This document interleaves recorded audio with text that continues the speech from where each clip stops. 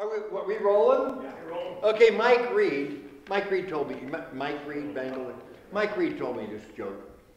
Kowalski wanted to be a skydiver, a paratrooper. So he joined the service, went through all the training, and they're up in the plane, and the sergeant says, all right, I'm gonna call out the names. He says, I'm gonna count to 3, I call the name. He said, you jump and you pull your ripcord. He said, you count to 7. If it doesn't open, you pull the auxiliary. He said, and you'll be fine. He said, and when you reach the ground, be sure that you cushion yourself by hitting the ground with your knees. And then you take your parachute, you wrap it, there'll be a 6x. That's a truck, a 6x truck to pick you up, take you back to the base, and you got a weekend off. So he says, all right, Jones. He goes, oh. He says, Miller, oh. Kowalski. And he goes, it's just 1, 2, and his head, 3, 4, and he gets to 7. He pulls the ripcord. Nothing happens. He goes, shit. 1, and the ground is looming up at him. 2, and it didn't open. And he's looking, the ground is coming. So, shit. He's with my fucking luck. The truck won't be there either. Not bad. Mike Reed told me that. Well, since we're making fun of people, this guy woke up one morning, looked in the mirror, and he said to himself, you're a failure. And he decided he had to do something with his life.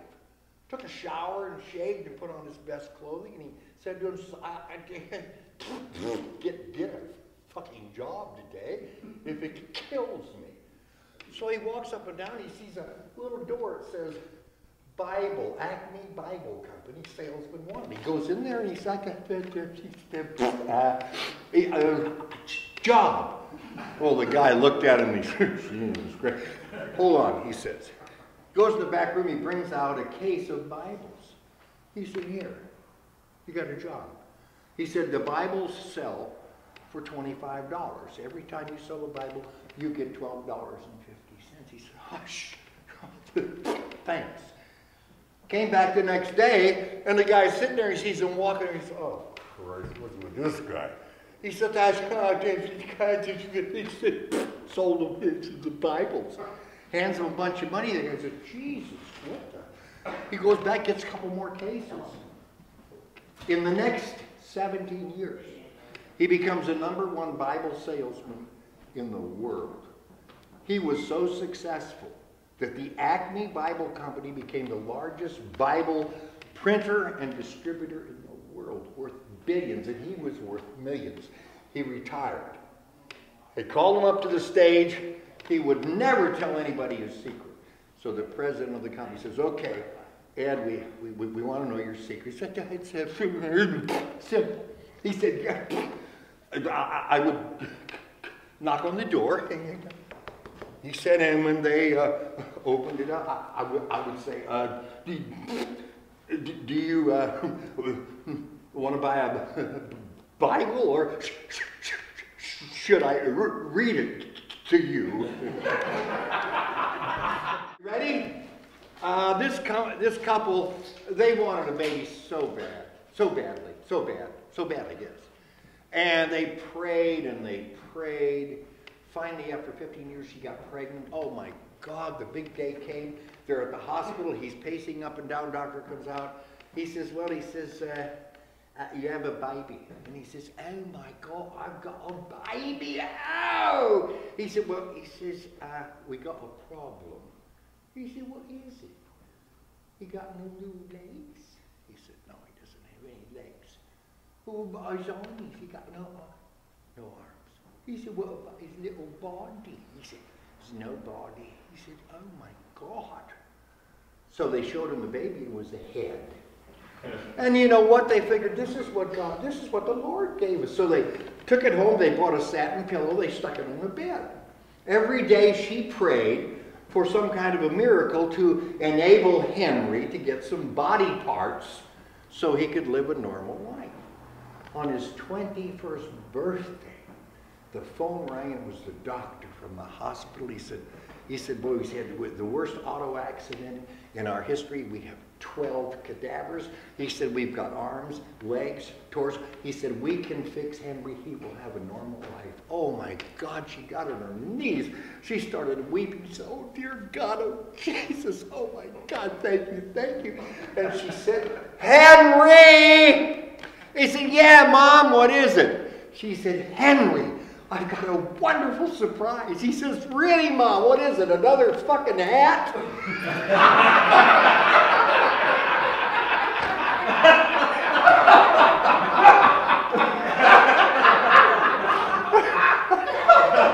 I love it.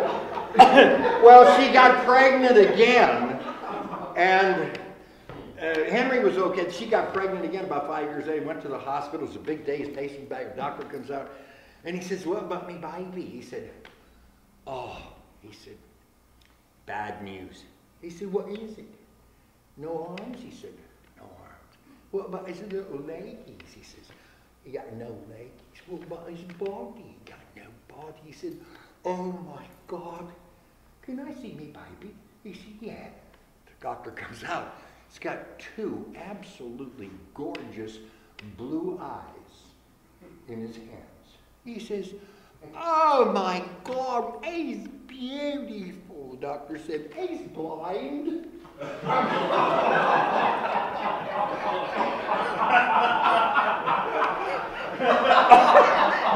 I'm not supposed to laugh, but those are funny. Well, Henry joined the service, and Henry got all shot up in Vietnam. It was horrible. And as a result, he lost his torso, and he was back to just the head.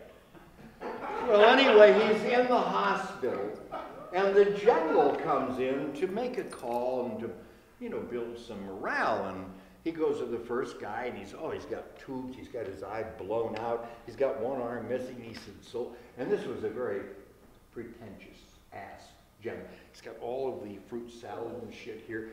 And he said, hi, soldier, how are you? We're fine, General. He said, you know, you're president in your country. So proud of you. What a wonderful man you are. God bless you, son. He said, well, if I had to do it again, I'd do it all over. He said, God bless you. He goes to the next guy. He's got no legs. It's just horrible. Machines and tubes. He says, how are you? He said, He said, you know, we're so proud of you. Our president, your countryman. He said, soldier, God bless you. So he walks over to the next guy, and it's Henry. And it's just a pillow. It's got all these tubes and stuff. And he said, hi there, soldier, how are you? He said, those all your girls? He said, yes, they are. He said, shove them up your ass. He said, what? He was in fury. He ran to the hospital captain. He said, what the hell's going on with this guy? What kind of a soldier is he? What kind of a patriot is he? He told me to shove my medals up his ass. And the captain said, sir, he said, you've got to have a little sympathy. Tomorrow he's having all of his teeth pulled.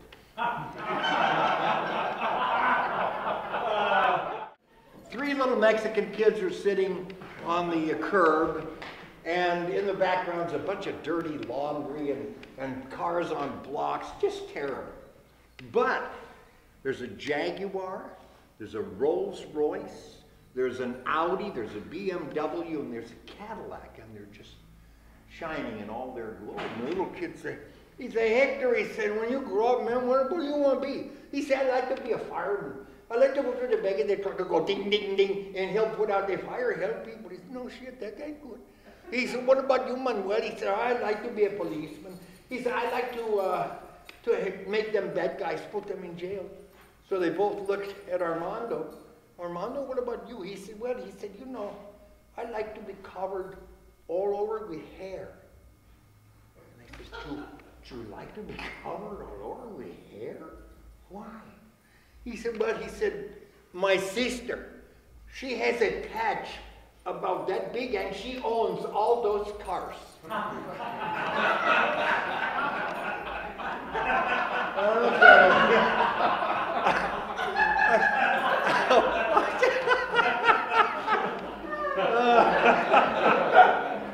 Oh. This guy takes his dog into the bar, and they go up there, and the dog sits there, and the guy says, I'll have a beer. And the dog says to the bartender, give me a beer and a hard-boiled egg. And the bartender said, that's none of this shit around here. You're not conning me. I'm not doing it. Get the dog out of here. He said, I've had this dog for 10 years. The dog speaks. He understands. He said, I'm going to go to the bathroom.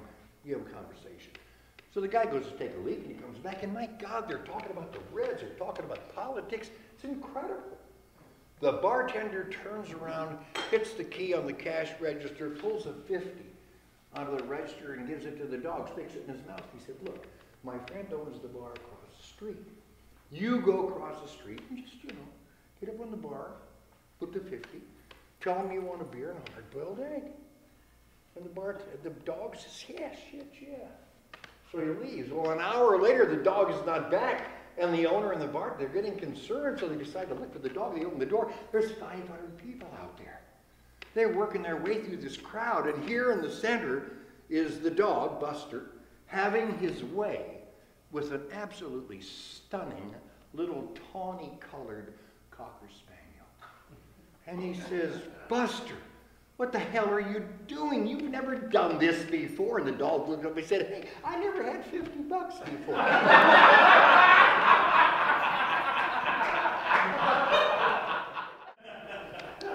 3 blondes are having lunch. One of them says, I'm so upset. Why? She said, I was putting laundry in Sherry's drawer. I found a pack of cigarettes. I had no idea she smoked. And the other one, well, I'm glad you told me that because I've been wanting to get this off my chest. She said, I found a half a bottle of gin in Marcy's drawer under her panties. I had no idea she drank. And the other one said, oh, well, I got to tell you, I found some condoms in Janine's hidden under her panties. I had no idea she had a penis.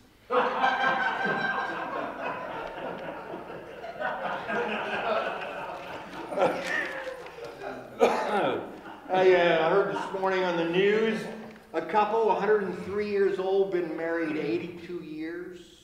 I called Mike and told him about it, getting a divorce in London.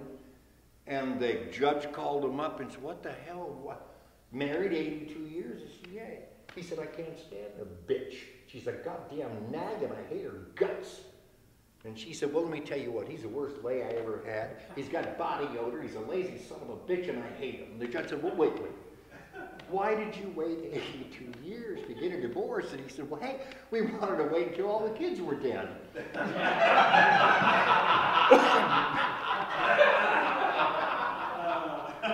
Okay. These two guys were friends, like Shad and Mike. One was filthy rich, everything he touched turned to gold. But the other one had the most gorgeous wife in the world. And they had been best friends for years. One night they were out drinking, and the rich guy had too much to drink. And he said, I got to tell you something, Fred. I got to tell you something right now. He said, I would pay $10,000 to be able to kiss your wife's vagina. Well, that infuriated him, and he said, I'll be damned. So this is what our friendship means. He storms out. He goes home and he tells his wife, he said, listen to what that son of a bitch said. He's supposed to be my friend. She said, wait. We're about ready to lose the house. It's 10 grand. There's no attachment. There's no love. There's no emotion. It means nothing. Call him up. Tell him to get over here. So she goes up and puts on Victoria's Secret. Oh my God, she's stunning. He's sitting there on the couch and she walks down the stairs. She walks up to him. She's about 3 or 4 inches away. And she slides her panties down. She's got the spiked heels and she just, oh, the aroma of just pure, just wonderful femininity. And he looks over at Fred, his friend, and she moves a little closer. And then he starts crying. Jesus Christ. And Fred said, Mike, what the hell's wrong? He said, I couldn't dig up the money.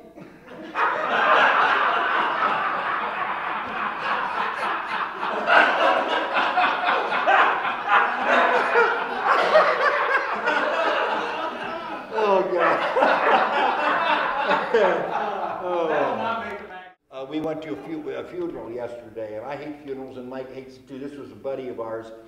Guy was he was a football player, Ohio State, and he was in the advertising business. Bob Logan, I don't know if you ever heard of him, and it was truly sad. He had a rare disease, had it for about 15 years. Started sneezing 8-10 times a day. Pretty soon 4 or 5 times an hour. Pretty soon 2 or 3 times a minute. And every time, towards the last year, every time he would sneeze, he would ejaculate. Well, naturally, he was down to 62 pounds in the, just horrible. And I'm at the funeral and the doctor's there, and I wanted, I told Mike, I said, and I went and I said, it's so horrible. He said, yeah. I said, was he taking anything? He said, yeah, pepper. Nursing home. Guy's 101, the other guy's 99, the guy in 101 is in a wheelchair, and he's going down the hall, he's going, beep, beep, beep. And the nurse is walking up there. She said, well, Henry. She said, how you doing? He said, she said, what are you doing? He says, I'm driving to Chicago. Driving to Chicago to visit my brother. She said, oh, that's wonderful. She looks over, and the other guy's in a wheelchair, and he's masturbating. He's beating off. She said, Michael? He said, yeah? What are you doing? He says, I'm fucking his wife while he's in Chicago.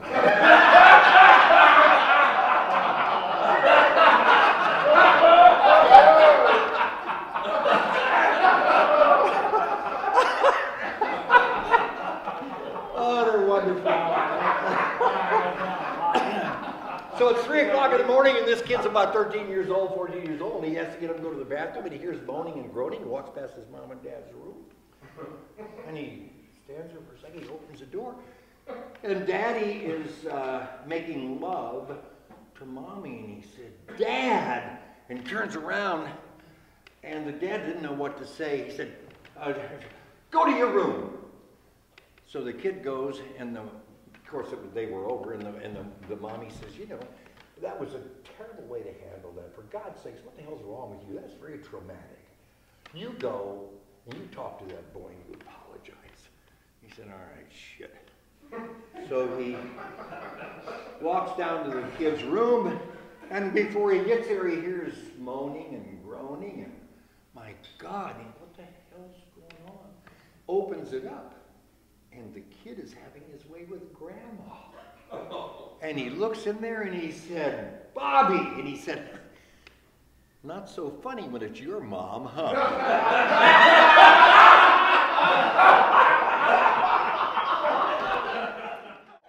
It's time for the kids to do a little example in school. It was sentence day, where you use a word in a sentence, and then you have to use it again. You use a word twice in a sentence. So the teacher said, who wants to go? Little Janine says, me. She said, well, Janine, tell me. Let's hear your example. She said, well, my daddy's a florist, and my daddy brought my mommy some flowers, and she was so thrilled with the flowers that she cried, and she said, oh, that's wonderful.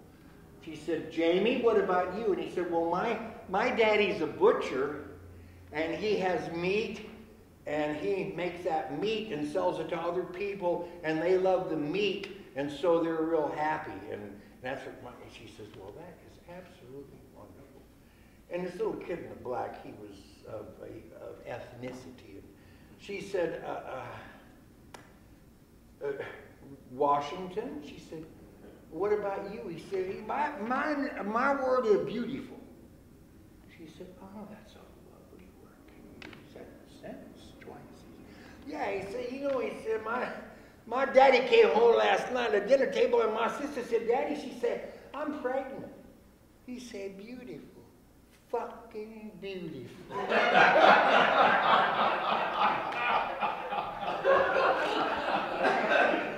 Oh. Here's a clean one. The kids are supposed to tell a little bit about their fathers. And the little girl says, well, my daddy's a truck driver, and he hauls stuff all over town, and they sell it in the stores, and it makes people happy. And the teacher said, well, that's wonderful. How about you, Sydney? She said, well, my daddy, he makes clothing. He's a tailor, and they make real pretty suits and dresses so that men and women can go out and look nice and they can dance. And she said, that's wonderful. Well, this went on 4 or 5 kids. And she said, Amy, what about you? And Amy said, well, she said, my daddy